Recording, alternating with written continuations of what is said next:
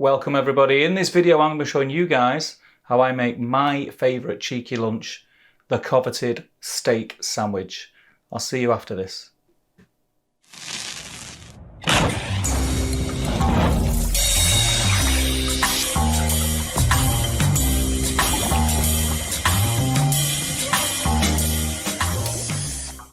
Hello everyone, thanks for joining me. I am Steve, and like I said in the intro, in this video we are going to be making my ultimate steak sandwich.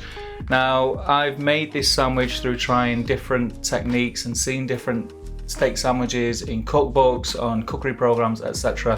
And I've found a sweet spot which has got everything that I like in it. And I'm going to show you guys today how to do that. So I hope you will have a go and try it and let me know how you get on. So without further ado, let's have a look at what we need to make this steak sandwich. Straight off the bat, start of the show, obviously your steak. I'm using a thick cut sirloin steak. It is entirely up to you what steak you use. You could go all out and get a fillet, but that turns out to be quite an expensive sandwich. Sirloin for me is really tasty, really nice, really succulent, and cooks really well.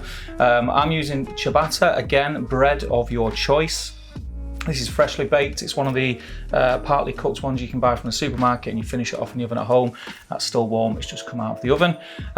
Use whatever bread you like. We have some lovely sliced onion. That is one medium-sized onion sliced. I'll use the full onion because we're going to caramelize those and they will shrink in size. I have some spinach, rocket and watercress salad. Again, you know, you can change all this as you like. I've got some tomatoes, freshly cut there also, just to add to the sandwich and give it a little bit of depth and height.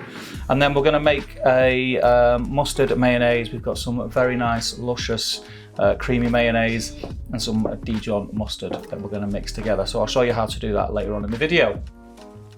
So the first thing that we are going to do is we're going to caramelize the onions. This takes about, say, 10 to 12 minutes. So we'll get that out of the way now, and then we'll leave them covered so they stay warm, ready for when we put the sandwich together at the end. Okay, so caramelized onions, we're going to get some oil in the pan. You can use whatever oil you want. I'm using olive oil.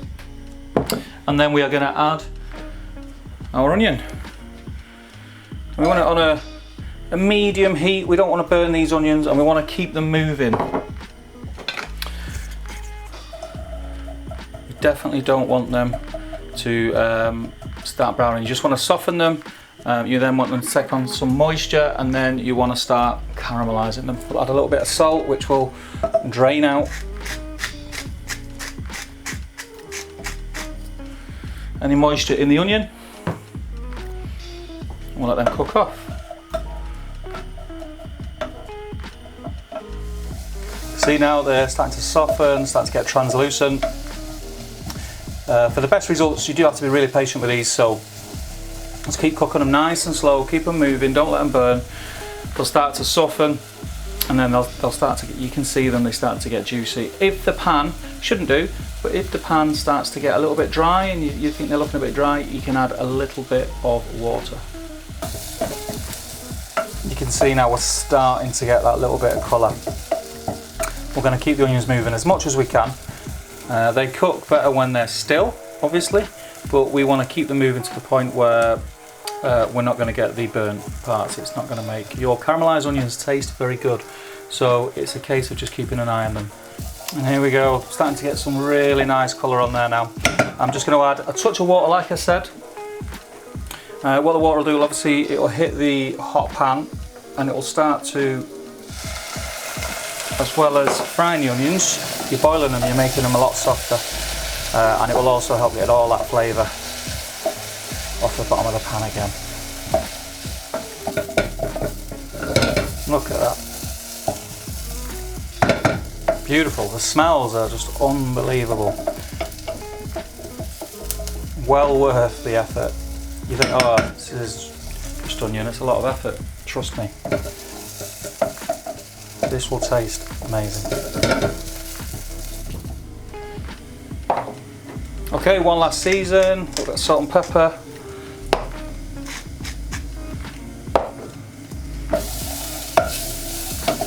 Get that stirred in.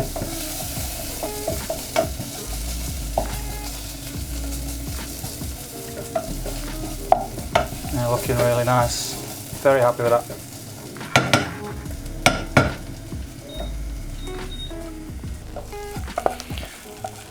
And then it's simply a case of transferring to a bowl. Make sure you get all that goodness out of there. My mouth is watering.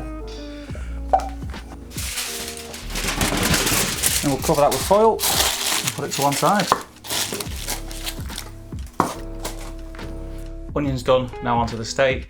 I'm going to get my pan on to a medium-high heat, get my griddle nice and hot. If you don't have a griddle, it's fine, you can do this in a frying pan, it's exactly the same. I like to use my cast iron griddle because I get them nice lines on my steak, and I've got one, I may as well use it. But yeah, you can use a frying pan, it's fine. Get it on the heat, you want it smoking, you want it nice and hot, a touch of oil in, and then we're ready to go. So we're going to season the steak first. This is our nice piece of steak, beautiful piece of meat, it's nice and thick. What we're going to do first is we are going to cover one side in a drizzle. I say a drizzle, just poured nearly a whole bottle all over the steak. Going to rub that in. I'm going to come in with some pepper. I'm going to sprinkle the pepper on quite coarse on the steak.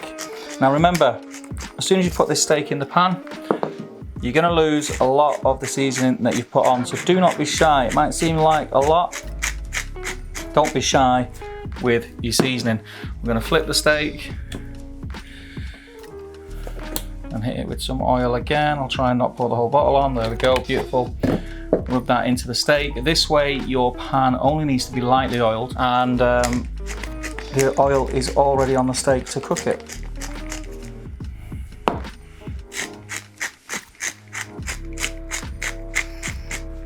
Lovely.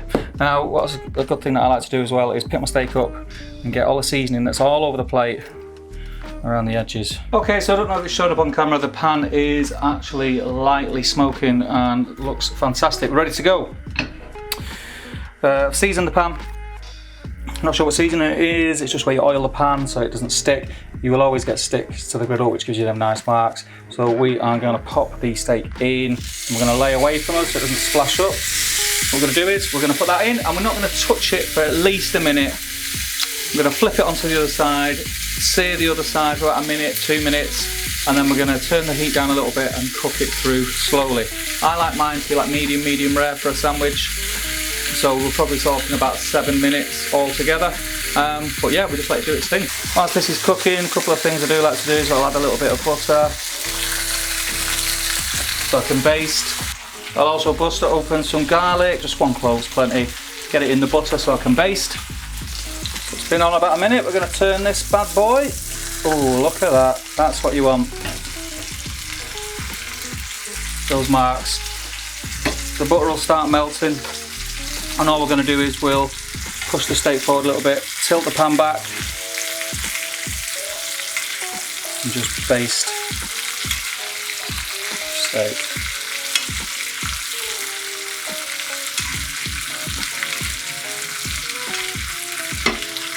Beautiful.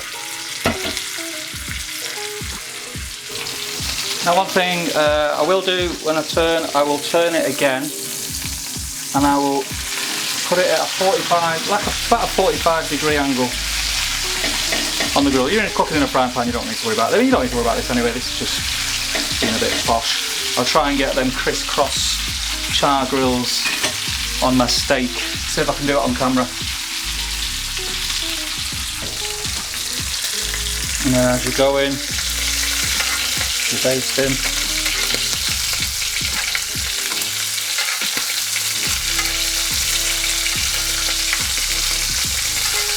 So we're going to flip it one last time. Oh, that's not bad, is it? So we're now going to remove the steak onto our plate.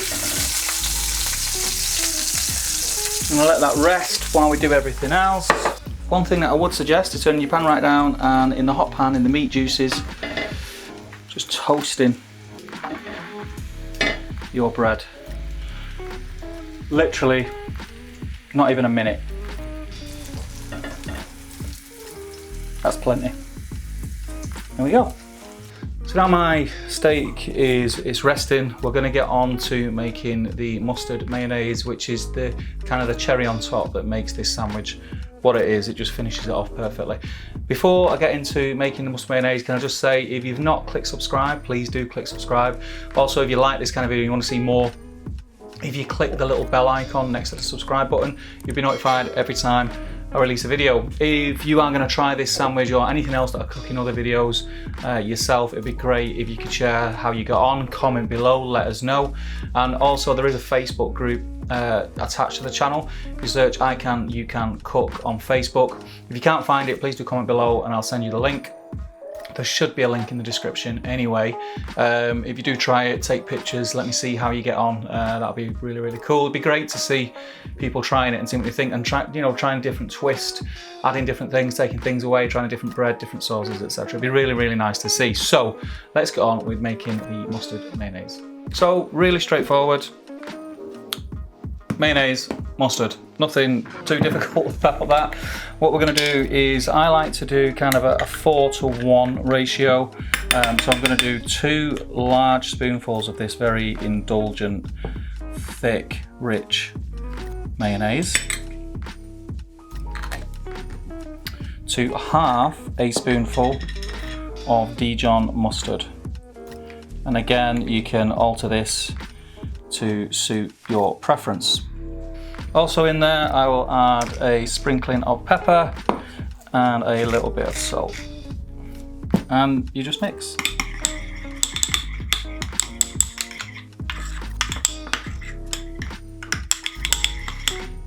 And that is it. And again, you know, I do a similar sauce that I love to put on when I do homemade southern fried chicken or southern fried chicken burgers. I do a similar sauce, but I add honey to this.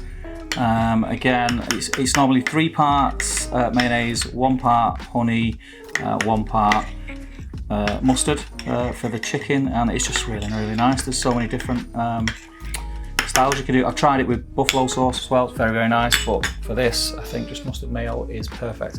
So the beef's been resting now for about 5 to 10 minutes, and all I'm going to do is I'm going to start slicing. I'm going to slice into the middle and then cut off some pieces for the sandwich because this steak is huge, it's too big. Yeah, so let's have a look.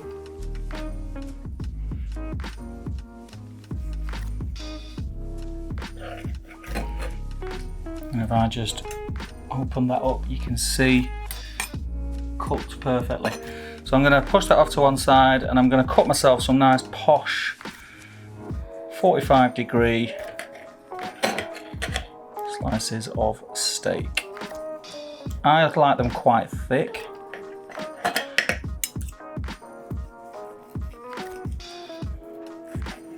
Because I'm a greedy pig. Oh gosh. You know, you just know that something is just going to taste absolutely amazing. So that's our beef sliced up for the sandwich. There's enough there that I can share this delight with my family. We'll start putting the sandwich, or building the sandwich, putting it together. So we've got our bottom half of the bun lightly toasted. It's already soaked up some of the meat juices, so that's going to be lovely. I'll get a spoonful of the mayonnaise on there first. You don't have to go crazy with this first offering. It's just to kind of make the bun a little bit more, make the bun have a little bit more moisture. Right, okay, so from there, we are gonna add some of our spinach, rocket and watercress. So a nice bit of crunch. It's a nice peppery salad. Rocket on its own would be great with this. This was just what we had in the fridge. There we go, that's plenty. And then we are gonna, a couple of tomatoes. Beef and tomatoes go really well. And from there now, we'll start laying our beautiful, juicy, succulent steak on there. I mean, that is something else. And then it's our caramelized onions. Oh, the smell of these when I took the tin foil off. They're still nice and warm, which is what you want. Put them on. You want just enough so you're getting the caramelized flavour, but you don't want too many that you're just going to overpower everything else with the onion. So that is that, and then straight on top of that, the remainder of our mayonnaise. And that, my friends, lid on top, and look at that. That is perfect. So I'm going to plate that up now, and then we'll come back. Okay, so how I would normally serve this is a handful of crisps, a little bit more salad. So we'll plate up now. We'll grab our amazing sandwich. My God. Pop that on there. Try and keep it together. Cut that in half.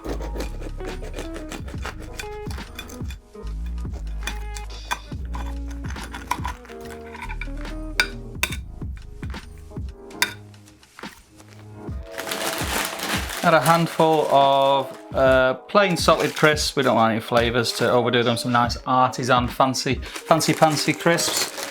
A little bit more of the salad. There we go, beautiful. A little bit of a balsamic glaze. And that, my friends, is my steak sandwich lunch. I hope you enjoy it. I really enjoyed making it. I'm really going to enjoy eating it. If, again, like I said, you really like this video, please do hit the thumbs up. Comment below, let me know if there's anything you would do differently. Let me know how you would make your steak sandwich. Get involved in the Facebook group. We also have an Instagram. All the links will be in the description below the video.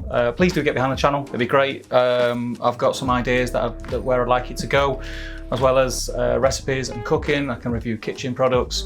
I'm also toying with the idea of reviewing restaurants and takeaways and things like that, but we'll see how it grows. I only want to do stuff that people want to see. I don't want to waste anyone's time doing stuff that nobody wants to see. So thanks for watching. I've been Steve, and I'll see you in the next video.